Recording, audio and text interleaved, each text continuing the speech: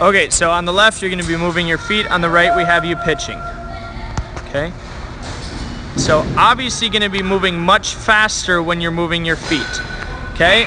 So already your back foot came down, okay? And you can notice the difference, okay? So you're going from back foot to front foot here on the left much faster than you're going to on the right, okay? So the idea is when I go leg kick, I'm trying to get into this same exact position right here.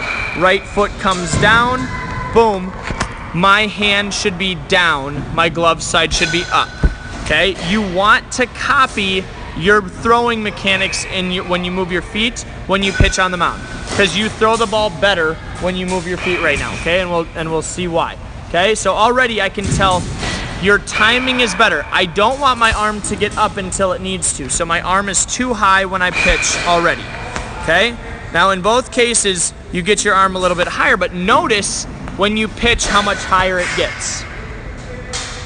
So you can see this angle right here versus this angle.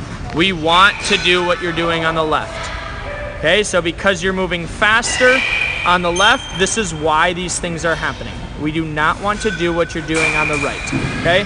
So you go into hit, okay? So already, look at how your arm is farther behind your body, and it's vertical. So by the time you get vertical on the right, it's gonna be on your chest side. So the characteristics that you see on the left are things that you wanna try to do on the mound. So a really good drill, without even knowing why or what you do, how you practice this is you go, all right, I'm gonna go step, shovel, throw, boom, I'm gonna go leg kick and throw, and I'm gonna try to make it feel as much as possible the same, okay? So we're gonna see different arm angles here. If you pitched like you did on the left, you would throw harder, you would be able to throw a changeup better, you would be able to throw a curveball better.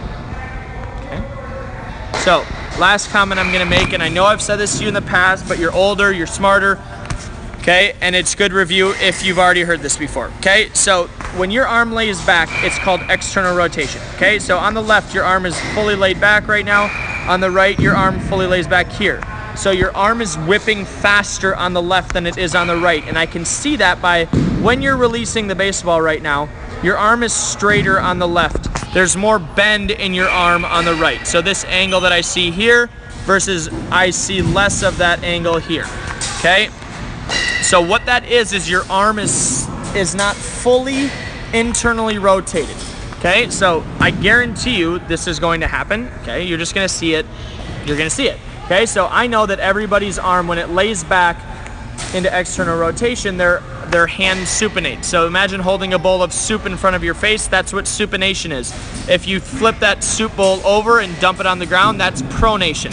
Okay, so what our arm does is it lays back, our hand lays back into supination, and our arm snaps forward into internal rotation versus external rotation, and our hand goes into pronation. Okay, so right now when your thumb goes down, okay, that's pronation.